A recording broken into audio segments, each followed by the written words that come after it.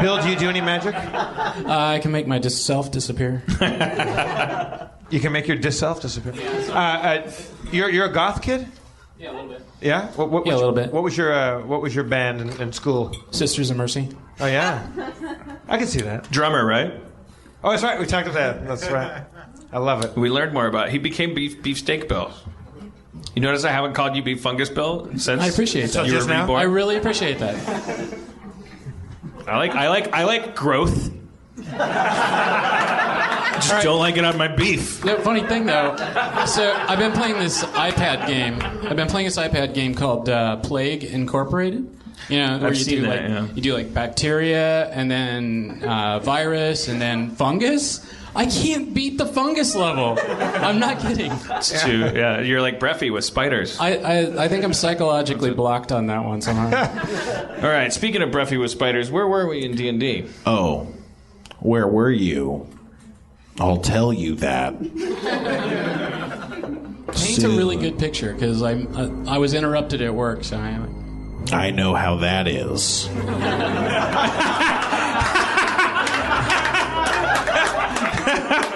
So, Bill, where are you born? Where are you from, Bill? Indiana. Indiana? Where? Fort Wayne. Portland? Fort Wayne. Fort Wayne. Or Fort Lame, as we call it. Fort Lame. Look what time it is. It's northeast from Indianapolis. 9/11. Bill, we were talking earlier about what we fear other people see in us. What's your fear that people see in you? Or what's your desire that you... What's the thing you want people to see and respect in you? Intelligence. Intelligence, yeah. I think that's probably a commonality in this group, I would say, right? Spencer, you? Yeah, being right. There's a difference between being perceived as intelligence and just being like someone who's right about stuff. I don't want to come off as being correcty or I just want, if someone asks me a question, I want to be the one with the right answer. Yeah, it's because I was going to say, what a weird thing for a bunch of smart people to be worried about their intelligence, which is so often the case. It's such a personality type on the internet is a bunch of people going no, correction, point of order. I'd like to Spock you on that. Well, I'd like to over Spock you on that. It's because there's 5,000 definitions of intelligence. Some people want to be, I don't want anyone to think that I went to Harvard. Quite the contrary. I want people to think that I'm an autodidact. I want people to think that I'm, a man of the people, but that I'm smart about it or something. You can split that hair so many different ways. My biggest fear in the world is pretentiousness. That is the concept that I'm wrong about myself. That is my biggest nightmare. Is somebody saying, you think you're this, but really you're this. That's the most hurtful thing. You think you're 6 feet tall? You've been 4 feet tall this whole time, like mentally or in any way. You think that, you're so fucking off. Oh man, so you're off. The fear is, what's the worst version of you that people might think that you are? You think you're what? What would you like people to think that you are? What version of you? A humanitarian, decent, and then you're afraid that people might think you are a disgusting, caustic, selfish monster. Which I know that that's why I celebrate that. I go I'm a disgusting, caustic. But isn't it possible to be both? I hope so. Right. I mean, isn't there some you can recognize that it's possible to be both of those things. On a good day you're this, and on a bad day you're that. But it doesn't take one's not taken away from the other, right? Right. Well, I would think at the same time you could be both things. Han Solo has no love for the Empire, but he is also not going to be duped in by any kind of cause necessarily. He doesn't want to be tricked into giving his life for some bullshit. But he cares about people. You want people to think you're a humanitarian? Well, I guess I'm just grabbing at that word. What word would you grab? I don't know. I want people to understand that I'm first and foremost, I'm a big fan of our species. You want to be a contributor. Yeah, and I also but also that I'm kind of an optimist. That I think we can do better. That I'm a champion of all of us. That I'm not that archetype of the troll under the bridge who's just who would slit your throat if he could get away with it just because he doesn't feel as loved. I don't want to be that, contribute to that cycle. I want to be I want to be known as a person that said, we can do better. I believe in us. I think we can do it.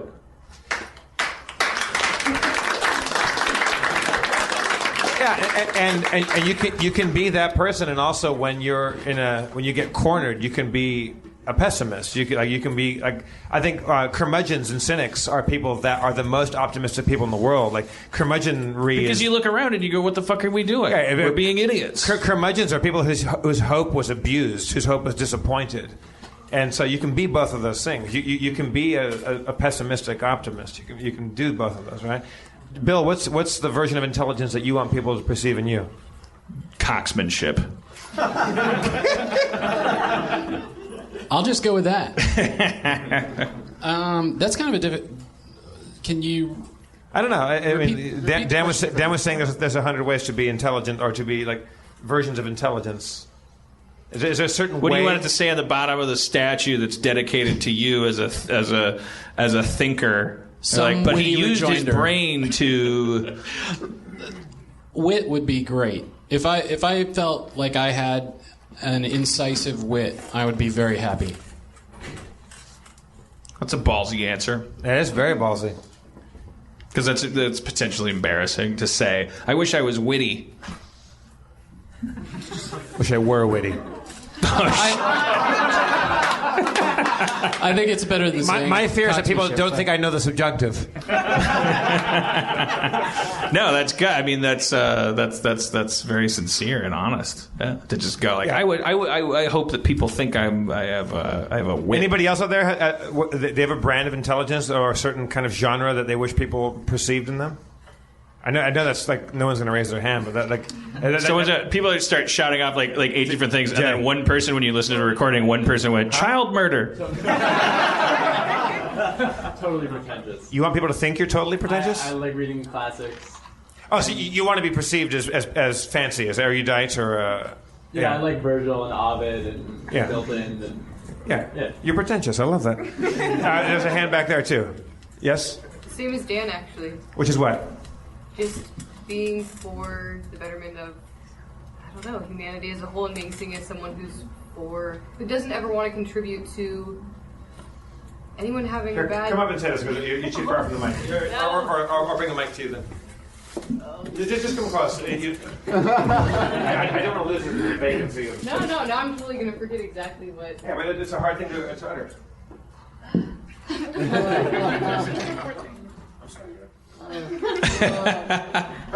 It was just too quiet. No, I mean, mainly it's just that I never want to contribute to...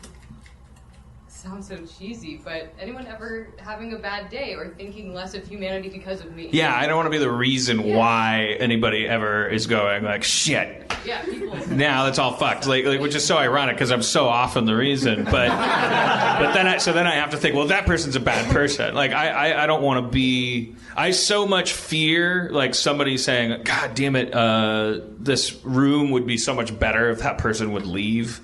Like I won't allow that to happen. I will not be the unwelcome guest. I will not, to the point where I would cut my own face. I would jump out of a skylight. I would blow up the fucking building before I went to it.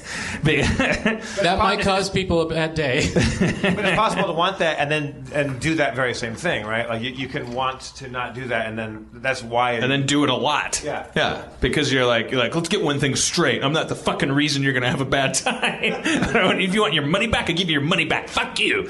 I want to make you feel good about yourself, you fucking cocksucking piece of shit. And I didn't ask you to come here, and I don't fucking, No, I meant humanity, not you. Yeah, that's a big. That's my thing. Thank you, Haley. It was Haley, everybody. Thank you. Not wanting to be the reason why. That's a big thing. Like when somebody implies, somebody goes like you. That's the like somebody goes you hurt me. You hurt me because you were talking. You hurt me because you said that thing. Like or just like fucking Hulk see an enemy. Like weird toxins fill my blood and prepare me for battle. Ironically, because if that's true, if I said something that made you suffer, we have to figure this out. If I have to pound your face into the earth and change the axis of the planet, I will prove that you are wrong. I did not say something to ruin your day, or that your day needed to be ruined, and that I actually helped you, or anything but. That's kind of what happened last episode, wasn't it? That's what has been happening for 40 years. That's what I was trying to explain in the heat of that moment. I was like, look, this is my thing. This is why I make stuff. We got one more? Jen, I think actually kind of what Dan is trying to describe is what I would call emotional intelligence. Right. Yeah. There's actually a book about that by a guy named Daniel Goleman, but there's a lot of psychoanalysis involved, but I would call it emotional intelligence for sure. Thank you for projecting to the point where we probably don't have to have you. You know what? It might be a fear of, like, this thing. Like I've been mistaken for diagnosing myself with Asperger's, and I'm sorry that ever happened. I would not do that. But the idea of empathy, I from talking to people on the spectrum, like, what I find is that the thing that unites those people is the feeling of frustration, because they find themselves in situations where they are the cause of everyone's despair. And they find out all too late that they have not participated in some misperceived social custom. They have their underwear around their ankles at the urinal in kindergarten. They have a booger on their finger on the playground. They're saying words backwards. They're not doing something right that they didn't even know, they weren't even picking up on having to do right and what they do pick up on is a circle of people around them with their fingers in their face saying, you don't belong here, you have to get off the playground, get out of here. And like that phobia, like that's the thing that would result in somebody like autocorrecting in their adult life for making sure that everyone understands that, I'm here to help. I'm here to make sure everybody feels better about themselves. I'm not trying to hurt you when I talk. What Dan, in your storytelling, you've probably said this before, but like, say it again. Like, in your storytelling, what would be the goal that you could like help people with? What's the point of stories? What's the point of watching people walk through the stories and be punished for their humanity, get through it, become heroes because of it? Like, what's the gift? Well, everybody realizing that life is what it is. It's just the most basic thing in the world. It's like when you wake up in the morning, there seems to be so much wrong, and stories are the things that we tell each other to let us know that all these things that you feel about how fucked up everything is, like that is how it is. So that it resonates, so that you go, like, because you providing language for the things that are bouncing around in your head, that's what art is. That's, if you look at a painting, in the Louvre and you start to burst into tears, it's because somebody like put something on a canvas that you thought could only ever exist in your brain. Or a brain, and you suddenly like burst into tears because you've been connected with. And for me, story is the Remo Williams tapping on the wrist of like it's such a deep cut of like I'm tapping in the rhythm of life and death with you, so that you understand that. When you woke up this morning and you felt bipolar, you felt like, why am I in a good mood but I'm in a bad mood? Why, if I was in a good mood, why did I listen to a sad song? Why is my mom's death the thing that's fucking up my job right now?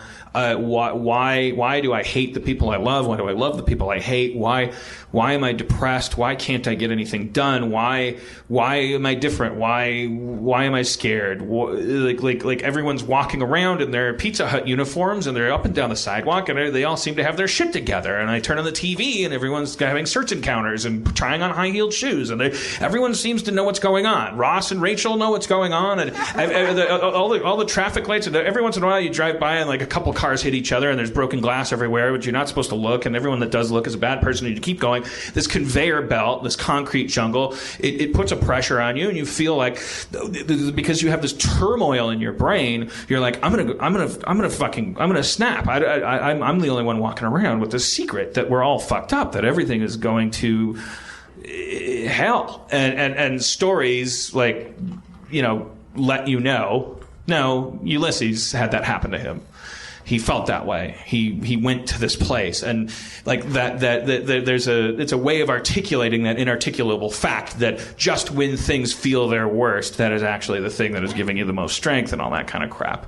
For me, like community stories are always about people versus the system, and it's always about reminding you that no matter how fucked up you feel, you're supposed to be the way you are. You're not supposed to actually grow and change. You're supposed to actually, before we ever get to that point, first and foremost, the most subversive, most heroic act you can do is just be proud of yourself, the way you got out of bed that morning.